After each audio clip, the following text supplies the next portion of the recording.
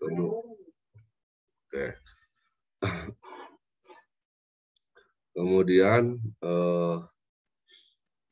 ada lagi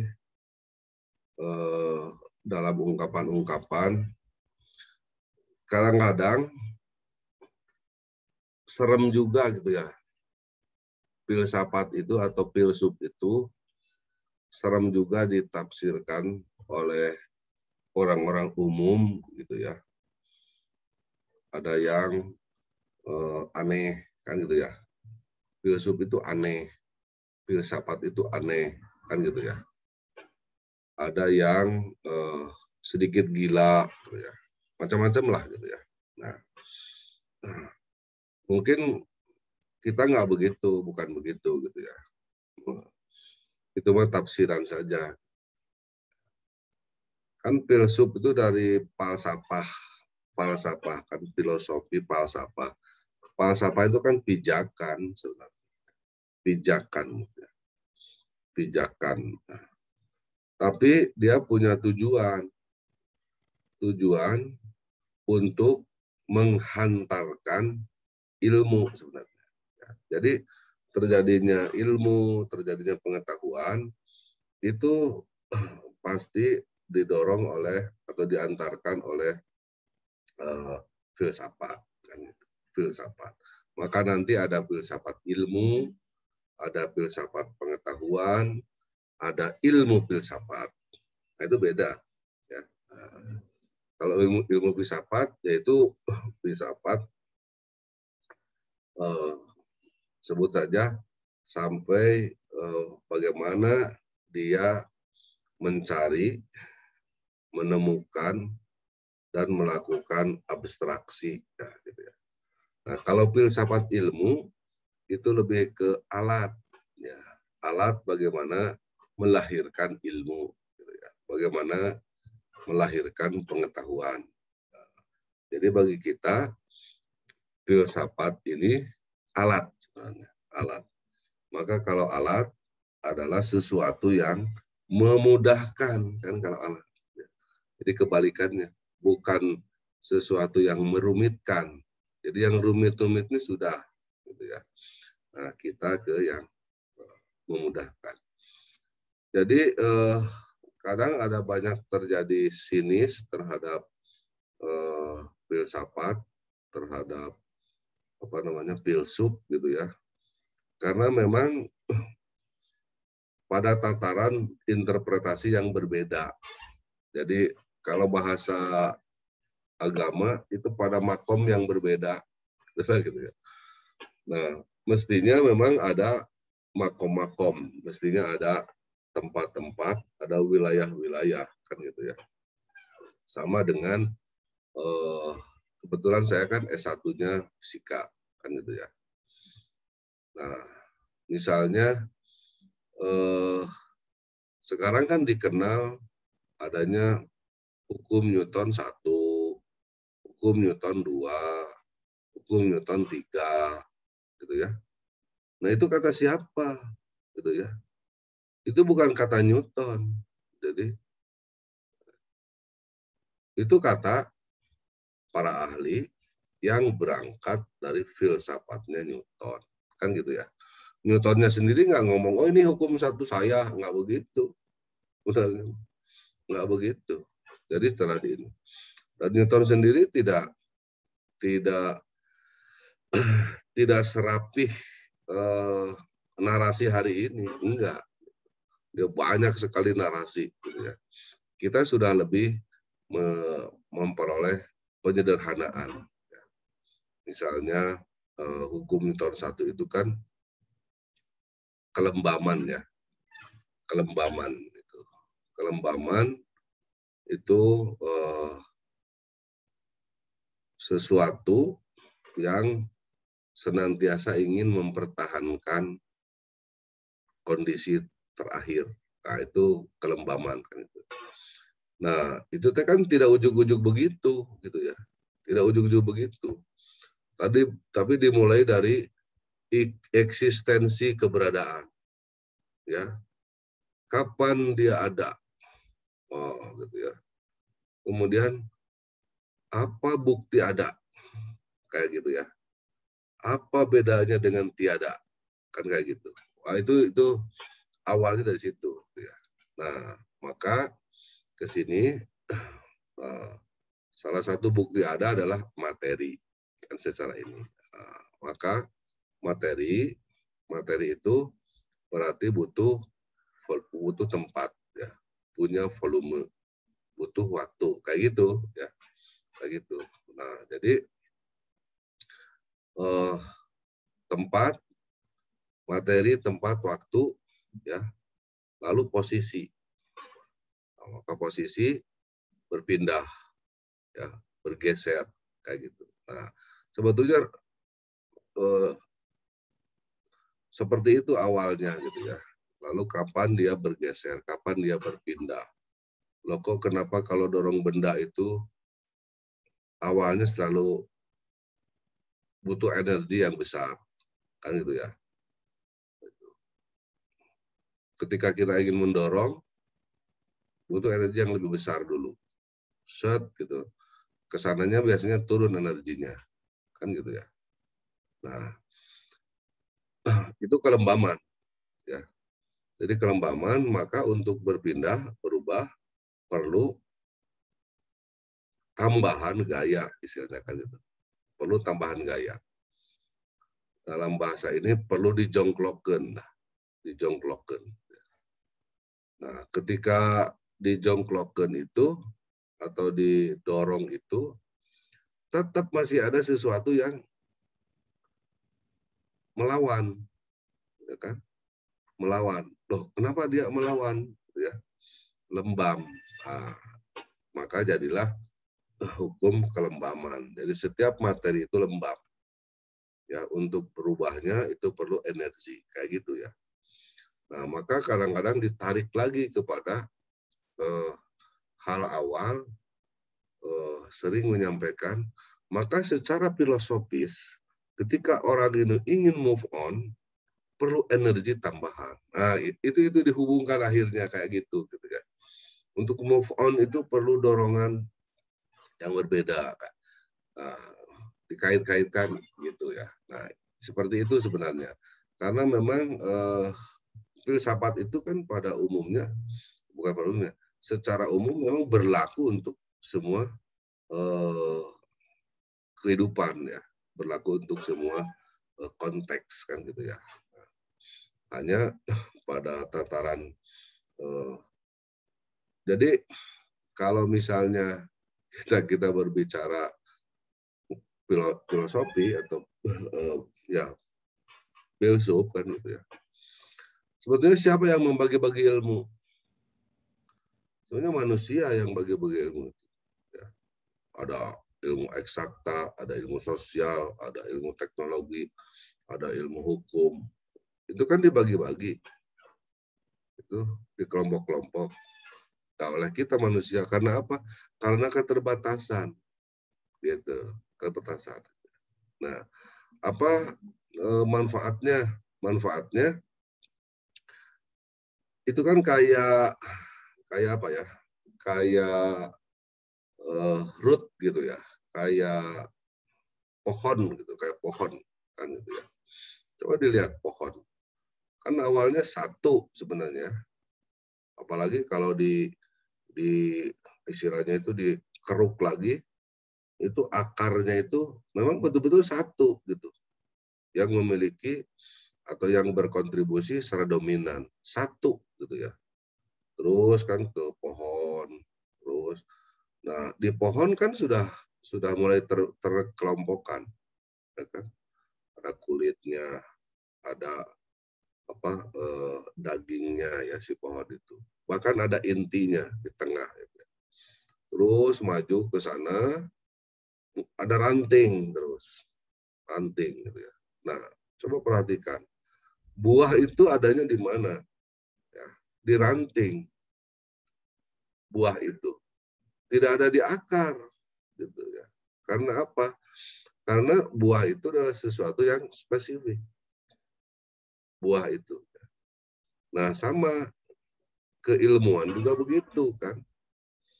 Gitu. Jadi filsafat itu tidak bisa dibuktikan, sebut saja ya, atau tidak bisa di indera, maka harus terus dikembangkan menjadi sesuatu yang sifatnya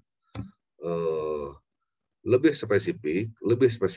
Nah, setelah itu maka bisa dipersepsi atau bisa diinterpretasi, ya, bahkan sudah bisa diukur sebenarnya. Nah, itu kenapa akhirnya ilmu-ilmu itu dikelompokkan atau dibagi-bagi, gitu. Karena nggak akan ada sesuatu kalau tidak dibagi seperti itu. Hanya sering akhirnya terjadi pertentangan antar ilmu juga, ya, itu terjadi, ya, karena memang ada percabangan. Kalau kita melihat, saya sebut filosofi pohon tadi, kan cabang-cabang juga tidak persis sama, ya kan? Yang besar, yang kecil, tentu asupan mineral atau asupan gizinya berbeda-beda. Ya. Lihat, itu juga mungkin di ranting ini daunnya lebih lebat, di ini lebat. Kemudian suplai matahari dan lain sebagainya. Nah, itu salah satu contoh bagaimana filsafat itu belum selesai untuk menjawab persoalan kehidupan. Maka perlu dikelompokkan. Ini kayaknya ada Pak Arif yang baru, ya, Pak Arif. Iya, Pak. Halo, Pak Arif baru gabung? Iya, Pak, baru, Pak. Ya, Pak Arif dari mana, Pak Arif? Tadi baru pulang, Pak. Dari tadi. Iya, baru pulang. Asalnya, Liv, maksud Bapak. Oh, iya, dari Kalimantan, Pak, Pontianak. Yang Kalimantan. Kalau kontrak-kontrak itu sudah beres belum, Pak Arif? Kontrak apa, Pak?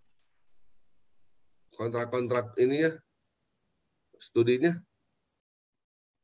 Sudah. Tapi belum ada di saya, Pak Arif.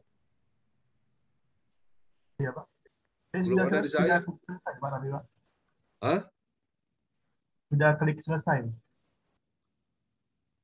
Oh, sudah klik selesai, ya? Nanti Iya, kalau Pak. belum, harus diurus nanti kalau belum, ya. Nah.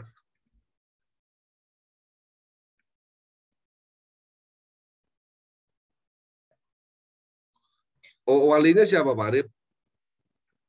Pak Lala. Pak Lala. Oh ya, belum, Pak, belum sinkron. Ya, tunggu sehari lah, ya. Tunggu sehari. Belum sinkron. Di saya belum nambah itunya, jumlahnya. Oke. Pak Arif dari Kalimantan, ya? Iya, Pak, betul, Pak. Ya. Tugasnya di mana, Pak Arif? Di Pontianak, Pak.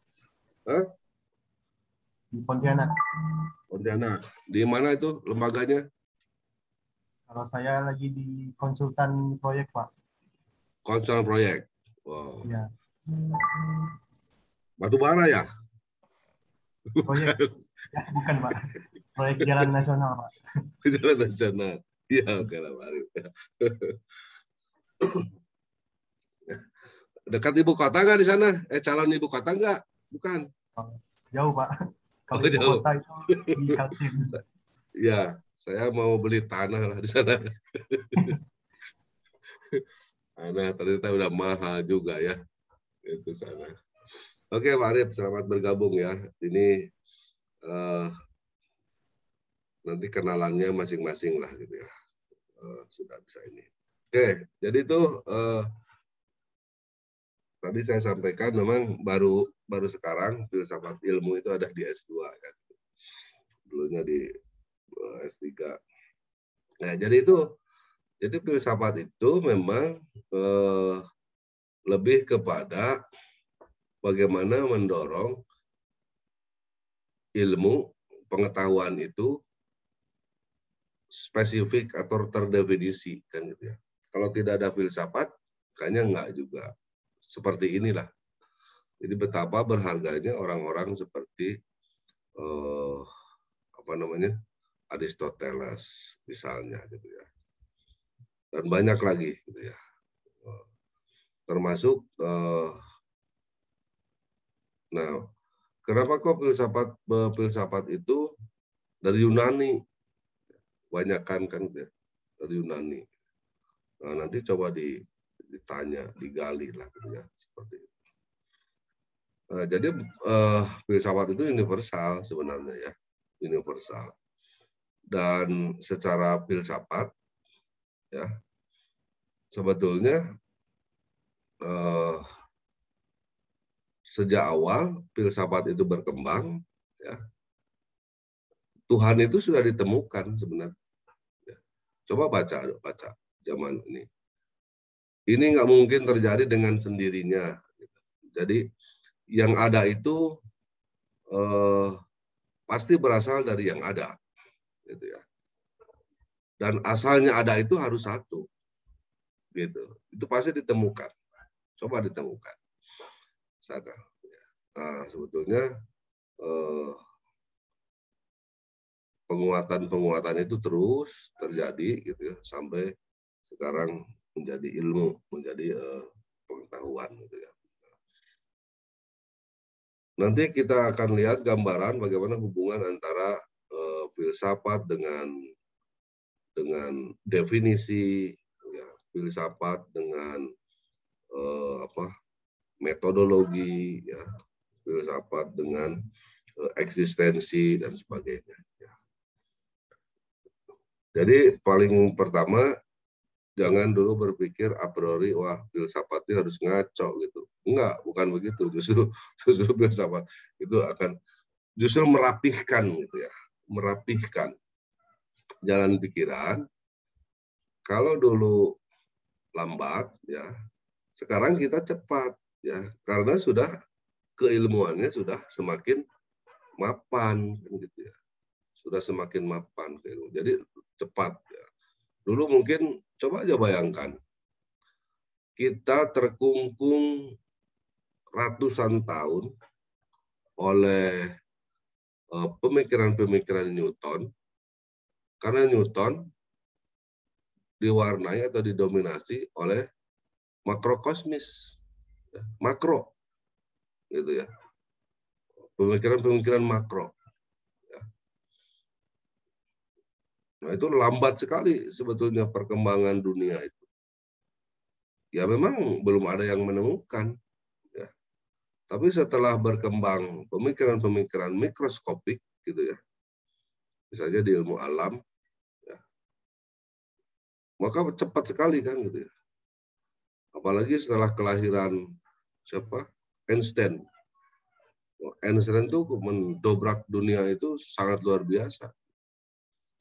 Dia bantah sejumlah pikiran-pikiran Newton pada saat itu, pada saatnya gitu ya. Newton pada saatnya memang benar seperti itu, kan gitu ya, seperti itu. Tapi pada saatnya, oh kalau begitu ilmu berkembang. Oh iya, termasuk temuan-temuan material, kan gitu ya. Zamannya kita, saya khususnya, kan dulu materi itu hanya bisa dipecah menjadi atom, partikel, ya, elektron, proton, neutron, kan gitu paling.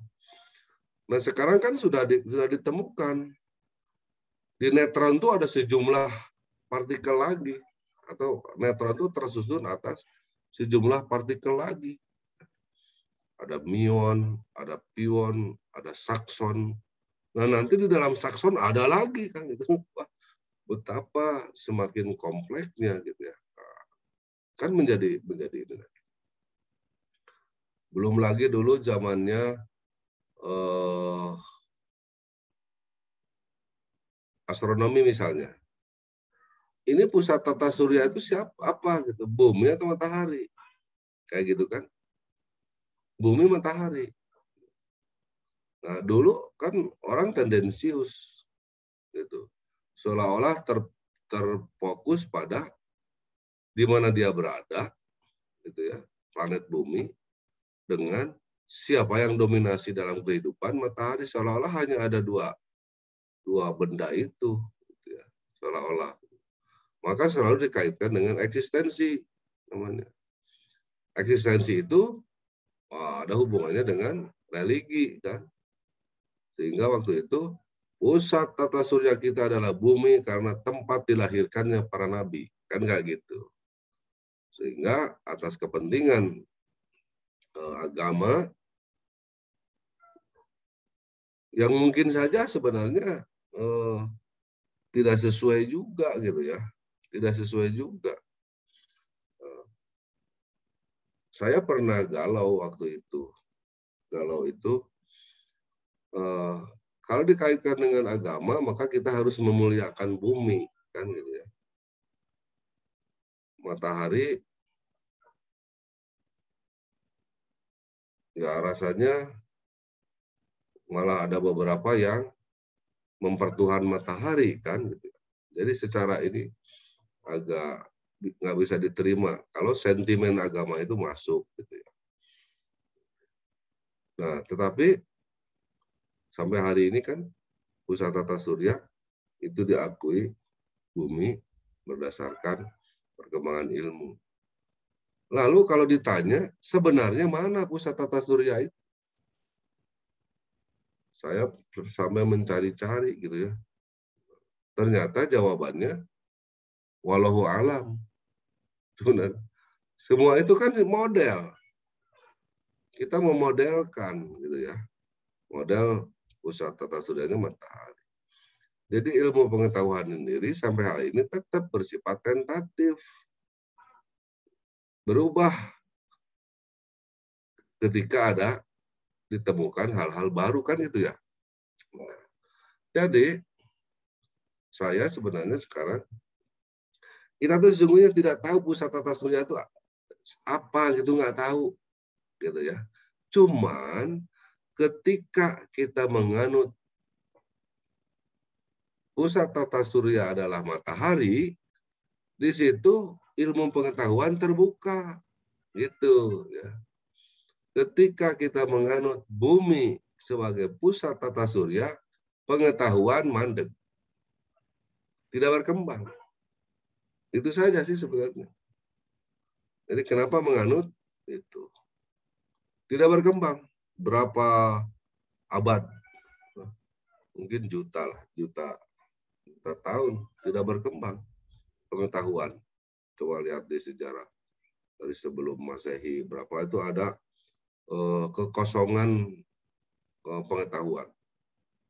Itu diantaranya karena dianutnya bumi sebagai pusat tata surya atau geosentris. Tetapi ketika heliosentris, bumi matahari sebagai pusat tata surya, mulailah berkembang ilmu-ilmu yang lain gitu ya. Astronomi, komunikasi, kemudian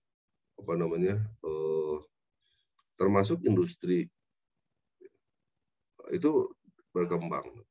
Padahal sudah ratusan orang terbunuh karena menyampaikan matahari sebagai pusat tata surya. Galileo Galilei itu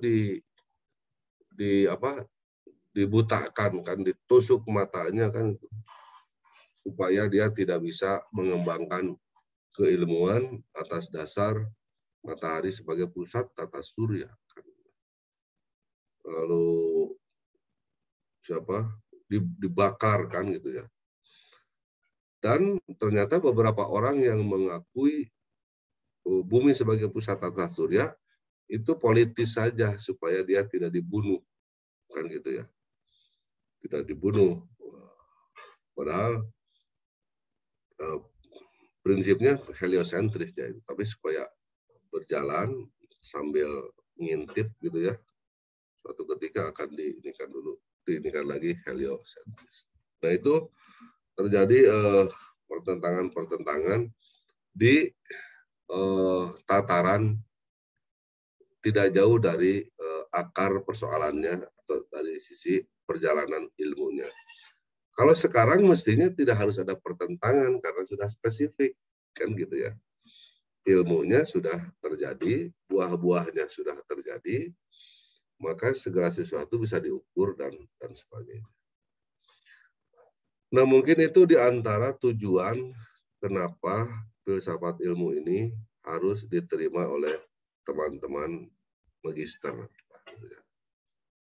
Jadi, apa untungnya atau apa manfaatnya mempelajari filsafat? Ya, itu melihat di belakang dari apa yang ada saat ini. Ya. Jadi kalau misalnya sekarang ada tadi hukum Newton 1, gitu ya, kan keilmuan terus ke depan, terus saja ke depan keilmuannya kan. Gitu. Nah, filsafat mengarahkan jangan lupa apa di balik itu atau di belakang itu apa, di belakang itu apa, selalu begitu ya, filsafat itu. Jadi ada orang yang mengatakan filsafat itu ketinggalan, gitu ya. Nah, maksudnya kalau sesuatu yang hari ini terdokumentasi, hari ini terproduksi, dipikir secara filsafat, ya memang lambat, ketinggalan karena berpikir sebelumnya, kan gitu ya. Tapi tetap si hari ini itu diproduk oleh pikiran-pikiran liar, pikiran-pikiran radikal waktu itu, kan gitu. Sebenarnya itu. Jadi sekali lagi alat untuk menata, ya, menata ilmu, menata pengetahuan. Jadi jangan jadi apa namanya? Nah, sikap-sikap itu sebetulnya secara parsial itu kita gunakan dalam menyelesaikan masalah, gitu ya. Nah, kondisi-kondisi deadlock misalnya ya, coba pasti pikiran-pikiran liar, pikiran-pikiran radikal, ya, bukan radikalisme, bukan ya, bukan. Pikiran-pikiran liar itu pasti dihadirkan untuk menyelesaikan kondisi deadlock.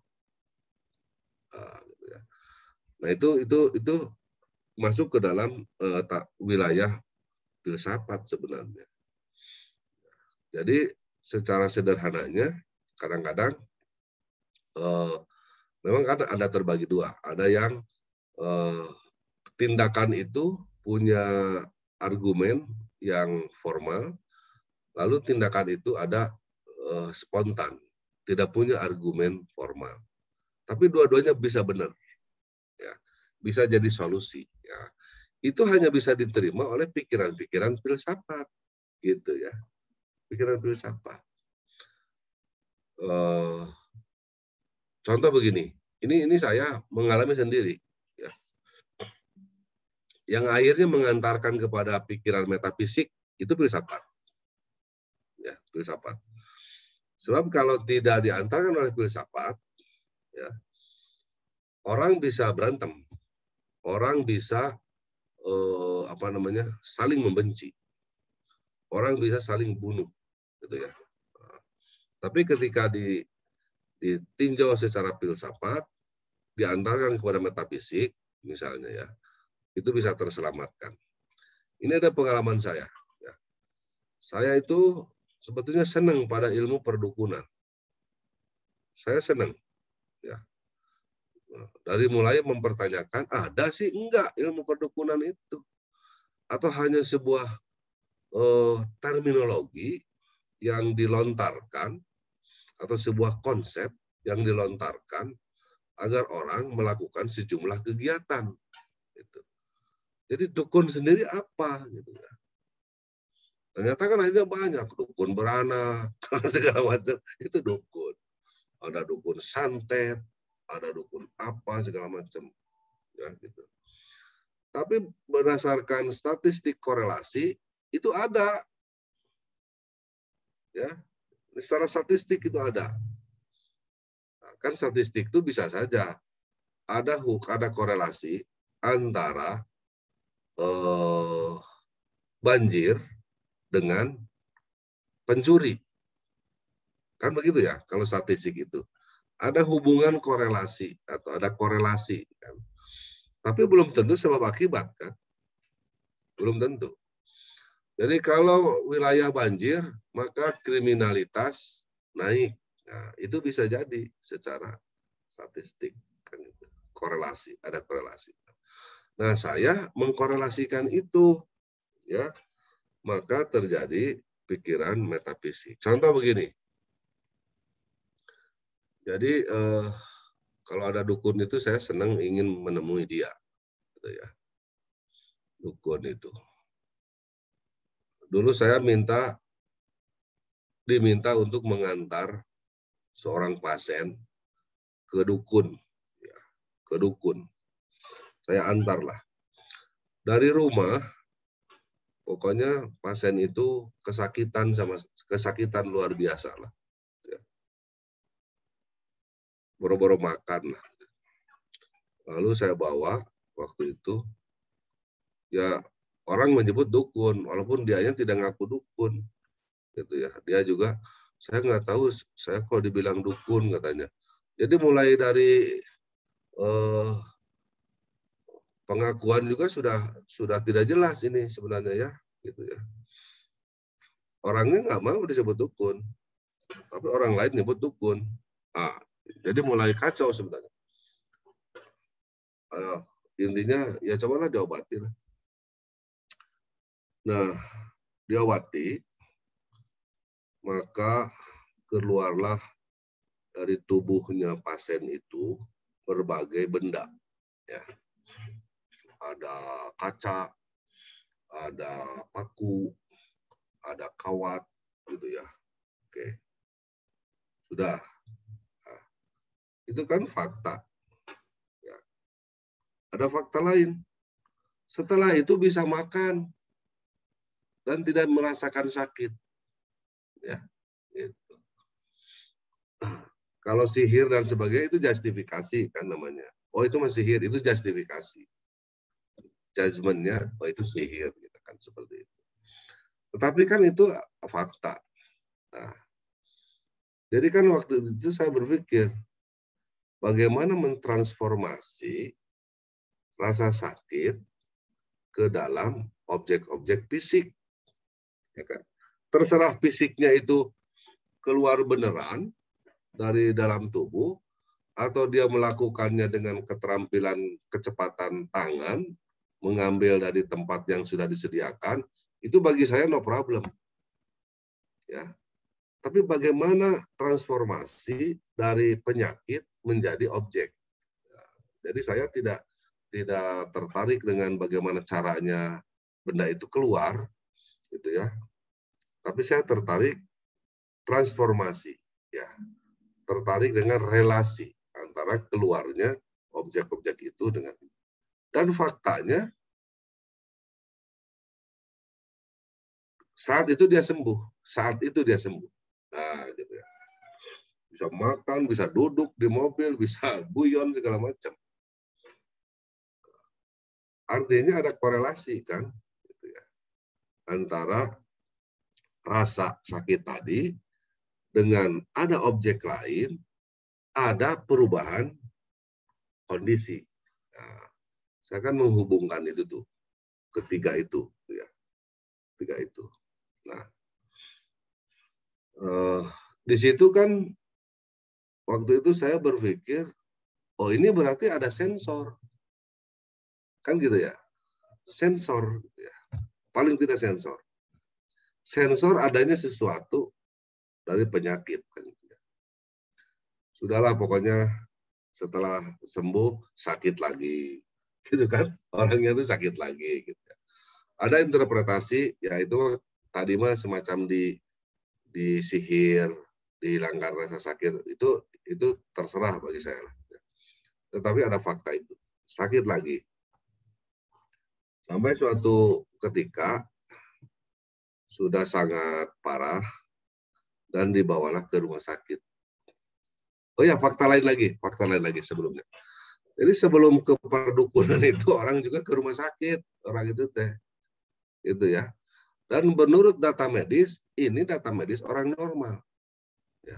Dari darah, dari tekanan jantung, dari air seni, dari macam-macam standar parameter orang sehat itu terpenuhi, ya, artinya sehat dia. Maka kan opini di masyarakat ini kata dokter sehat, tetapi faktanya merasakan sakit, kan gitu ya. Nah, maka kan muncul persepsi-persepsi atau opini-opini lain kan. Oh ini ada guna-guna santai dan sebagainya. Oke, saya amati itu semua gitu ya. Sampai suatu ketika datang lagi sudah parah dan divonis itu adalah kanker penyakitnya, ya. Gitu. Nah coba dihubungkan nih. Kenapa di awal itu sehat, lalu setelah beberapa lama dia dinyatakan sakit kanker. Nah, jadi interpretasi saya sebetulnya dari awal dia tuh kanker, gitu. Dia tuh kanker, cuman stadium minus. Nah, gitu ya. Stadium minus. Nah, atau stadium 0 yang tidak terdeteksi oleh peralatan kesehatan waktu itu. Ya kan? Karena semua. Nah, kalau misalnya tadi si peralatan itu tidak bisa mendeteksi, kenapa si dukun bisa mendeteksi? Terserah interpretasinya atau transformasinya apa. Gitu. Jadi saya menangkap ada persoalan sensor di situ. Si dukun punya sensor yang bisa mengatakan sakitnya itu memang ada. Gitu. Si alat-alat rumah sakit tidak bisa mengatakan bahwa dia ini sakit. Ya, karena dari datanya normal. Gitu ya. Nah, jadi saya menggabungkan kedua temuan itu. Jadi kalau kasusnya seperti itu, ya, di mana di medis itu sehat, lalu ada, sekarang jangan nyebut dukun lah, agak inilah, agak sopanin sedikit lah, ya. Paranormal. Ya. Ya. Kalau menurut paranormal ternyata ada indikasi dan keluarnya kaca, itu curigailah kanker. Gitu aja saya akhirnya. Ya, akhirnya begitu saya kesimpulannya. Ya. Jadi menggabungkan antara feodalistik dengan ilmu modern. Jadi seperti itu. Gitu ya. Nah, lalu kenapa si dukun itu jelek, jahat, atau apa namanya hitam? Itu kembali ke persoalan interpretasi sebenarnya, gitu ya. Nah, jadi ketika dia bisa mentransformasi dari sebuah gejala menjadi sebuah objek, ya, nah, itu fakta sebut saja ya. Tapi ketika dia interpretasi, nah disitulah mulai kesalahan. Disitulah mulai kesalahan. Ya. Menginterpretasi bahwa ini karena oleh dan sebagainya, disitulah awal kesalahan, terjadilah fitnah, terjadilah apa segala macam sebenarnya. Itulah jeleknya. Seperti itu. Dan analogi dengan langkah-langkah eksperimen, kita ternyata di situ penting interpretasi. Ya, maka nanti di dalam tulisan Bapak Ibu, ya, bab 4 itu kan interpretasi atau hasil dan pembahasan. Nah, kalau dulu mungkin waktu S1 belum terlalu ditekankan. Nah, kayailah atau perkayalah dengan referensi, dengan sitasi. Gitu ya. Jadi nanti di bab 4 Bapak Ibu itu harus lebih banyak sitasinya. Jadi ada sebuah gejala grafik, gerjut, ada sesuatu yang abnormal, lalu Bapak Ibu kritisi di situ, wah di sini ada sesuatu. Kenapa ada loncatan yang ekstrim misalnya? Nah, jangan ditafsirkan sendiri, carilah referensi. gitu. Sebab disitulah sumber kekeliruan dukun. Jadi kalau Bapak Ibu menginterpretasi dari sebuah fenomena tanpa citasi, itu tidak ada bedanya dengan dukun. Walaupun Bapak Ibu membenci dukun. Itu maksud saya ya. Nah, jadi di situ beberapa persoalan yang terjadi gitu ya. Karena ujungnya kan metafisik itu ada. Metafisik itu ada. Ya. Ketika bahwa semua objek itu sesungguhnya mengeluarkan gelombang. Ya. Semua objek itu mengeluarkan gelombang. Ya. Manusia, hewan, batu, segala macam itu mengeluarkan gelombang. Gitu ya. Nah, coba betapa maha besarnya Tuhan. Di saya ada namanya batu itu batu hirup, di saya bahasa Sundanya. Ada yang mengenal nggak batu hirup? Ah, ini anak-anak milenial ini nggak akan kenal ya. Ya, batu hidup maksudnya mah. Batu hidup. Jadi batu itu membesar gitu, Wani, membesar batu itu. Di dalam air tuh membesar si batu itu. Itu batu hidup. Batu hidup. Membesar gitu. Tapi udah puluhan tahun baru ketahuan bahwa kan sedikit membesar. Nah, itu salah satu tanda bahwa materi itu mengeluarkan gelombang. Materi itu ya, mengeluarkan gelombang.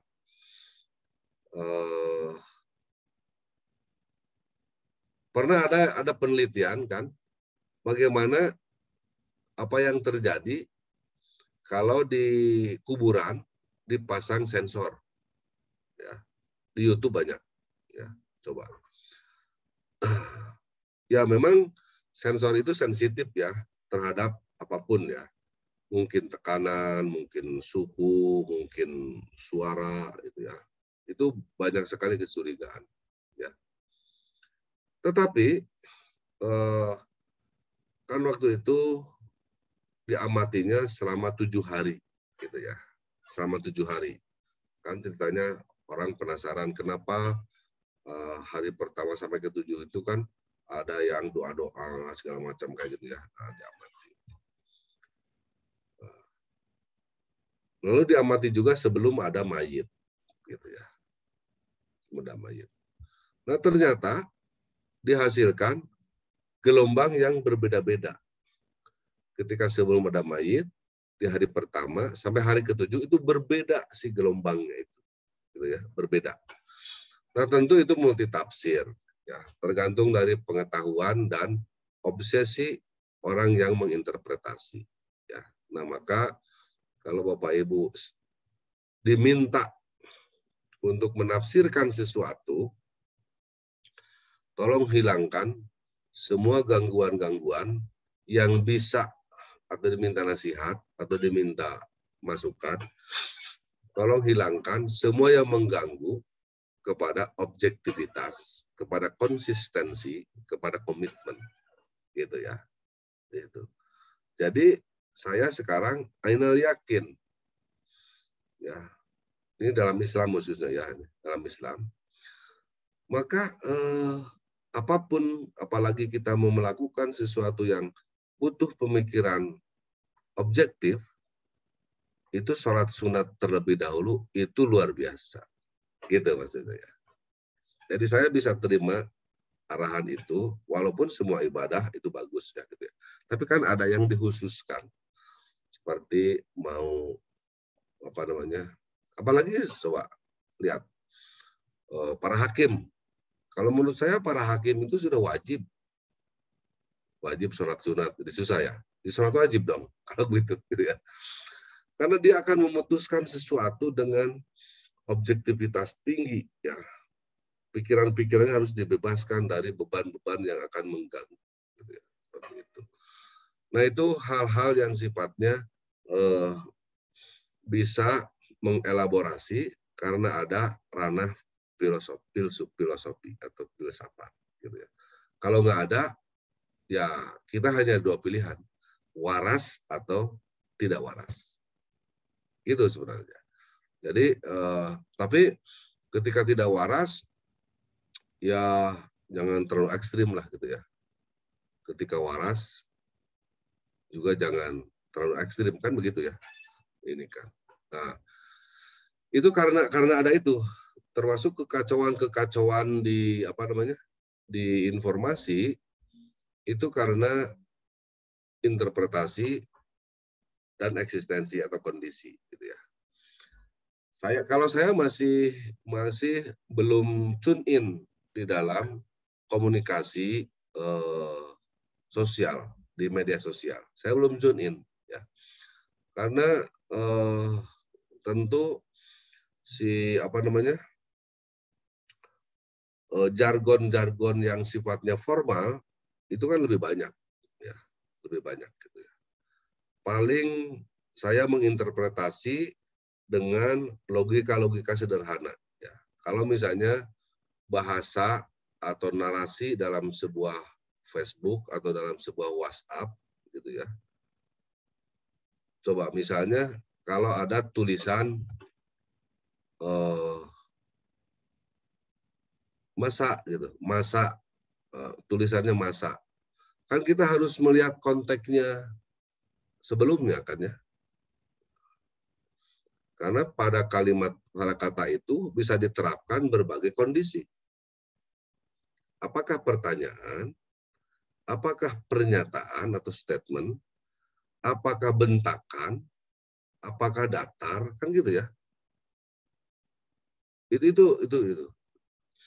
Nah, sering kita akhirnya harus meneropong kondisi yang sedang terjadi di lawan komunikasi kita kan. Itu. Sebab kalau enggak bisa salah tafsir. Walaupun narasinya standar gitu ya. Ini marah atau apa? Kan gitu ya. Coba begitu. Akhirnya kan kecerdasan yang lainnya dituntut gitu ya. Nah, itu diantara tambahan kecerdasan dari fenomena alam yang terjadi sampai hari ini. Nah, itu kira-kira Bapak Ibu. Jadi baru minggu depan saya akan memaparkan RPS ya, rencana program studi kita gitu ya. Tapi saya sedang mencari-cari proyek untuk Bapak Ibu apa ya filsafat itu.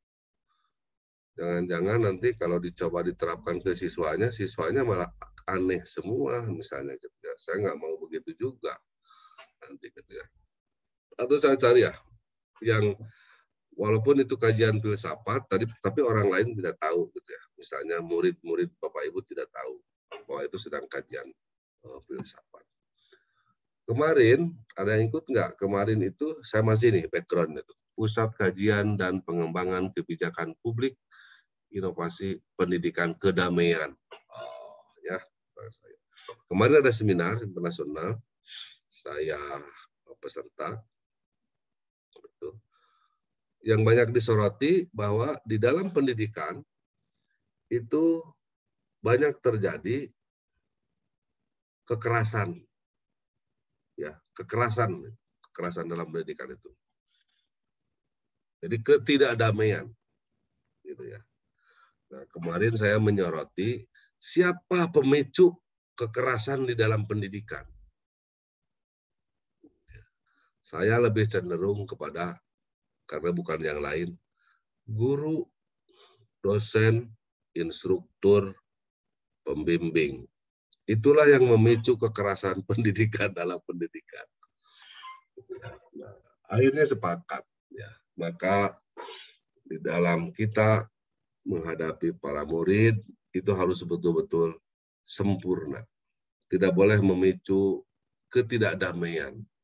Maka harus mulai bagaimana tebar senyum, bagaimana sapaannya itu menyejukkan gitu ya. Nah, saya mengamati kalau anak-anak SD atau guru-guru SD coba diamati gitu ya. Saya pernah mengamati ada guru, apakah karena sedang diamati atau gimana gitu ya, jatuhnya kepada lebay. Ya, guru itu lebay komunikasinya. Jadi ketika ada anak yang bagus menjawab, bagus pakaiannya, ya rapih pakaiannya, penampilannya, itu dipuji setengah mati. Gitu ya. Ada yang menjawab benar, dipuji setengah mati. Gitu ya. Tetapi setelah saya amati, ternyata guru itu hanya memperhatikan satu murid yang punya kelebihan saja. Coba, bagaimana sekarang begini, ibu sedang membawa anak-anak ibu berkumpul nih, antar ibu-ibu nih, ya, kan suka kumpul. Lalu misalnya ada seorang anak bayi yang montok, menggemaskan segala macam. Lalu ada si siapa, apakah dokter atau apa itu, memuji luar biasa anak teman ibu itu secara berlebihan. Apa perasaan Bapak Ibu yang tidak mendapat pujian? Ya, itu dampak, gitu ya. Dampak. Bagaimana anak di sebelahnya, anak di depannya, anak di pinggirnya, akibat ibu guru itu lebaynya luar biasa, gitu, memujinya luar biasa. Nah, itu hati-hati ternyata. Jadi dengan betul kita mengapresiasi, kan memang di situ ketika siswa memberikan nilai plus atau nilai ini, kita memberikan apresiasi kan. Tapi apresiasinya jangan lebay. Itu yang harus hati-hati. Sebab di pinggir dia ada temennya. Oh iya ya, teman saya dipuji sampai luar biasa. Oh betapa begonya saya. Kan begitu mungkin dalam yang ungkapan kasar. Nah, itu hal penting dari komunikasi maksud saya. Tadi kan komunikasi, kesalahan komunikasi. Nah itu jadi kembali ke rencana RPS kita. Jadi semester depan, minggu depan kita akan buka RPS, lalu beberapa referensi gitu ya. Nah, tapi saya juga sedang mencari bagaimana penugasan ini gitu ya, penugasan. Dulu waktu saya belajar, memang kasus ya, tugasnya tuh kasus.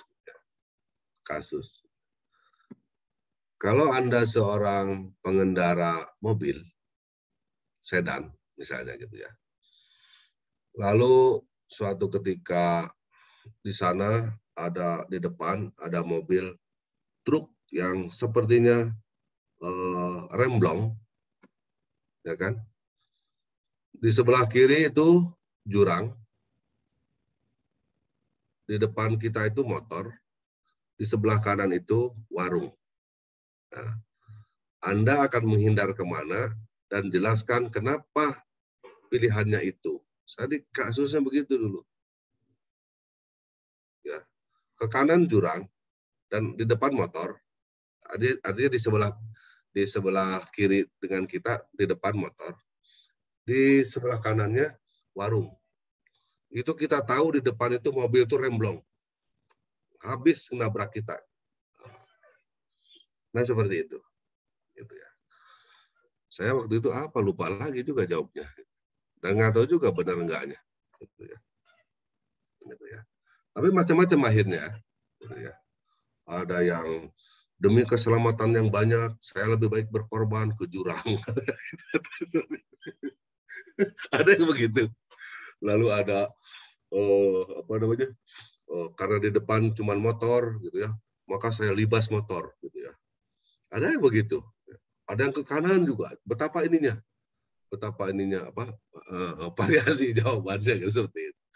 Nah, saya sedang mencari seperti itu supaya nanti Bapak Ibu juga bisa menemukan kemenarikan di filsafat gitu ya, di filsafat. Oke, mungkin itu aja dulu ya Bapak Ibu. Saya senang berkenalan dengan Bapak Ibu. Semoga Bapak Ibu juga bisa lancar di dalam studi ini.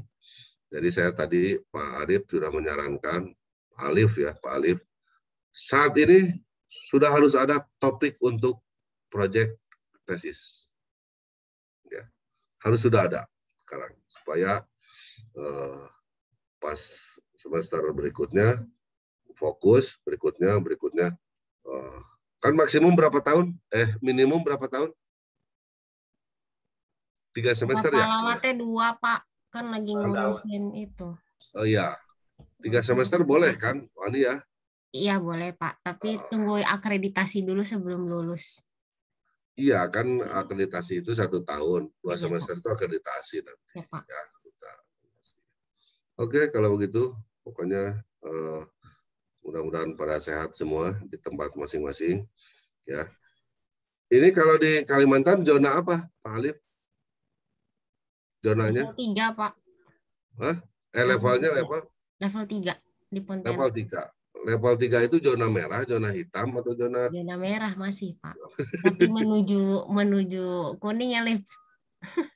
Ya, udah mulai rame lagi, Pak. Iya. Oh gitu ya. Ya. Tapi mudah-mudahan cepat bisa diatasi lah ini ya. Bisa diatasi kondisi. Kita juga mungkin 50% ke UPI juga. Tapi 50% itu 4.000, 5.000. Karena normalnya di UPI itu 10.000, 8 sampai 10.000 orang itu. Saya ngebayangin bagaimana kalau ke kantin. Di kelas mungkin masih bisa. Di kelas itu. Tapi kalau ke kantin agak susah. Ya, apalagi kayak mahasiswa model Wani. Dulu maksudnya dulu ya. Sekarang enggak ya. Dulu gitu. Ya, Pak. Aduh, saya nggak kebayang. Belum dirapatkan ya. Oke, Bapak Ibu ya, itu aja. Forum itu ada di grup, ada ya, grup. Udah bikin grup belum? Udah Pak, yang internal sama yang sama Pak Lala. Yang sama Bapak mau dibikin juga. Oh iya, internal mata kuliah ini.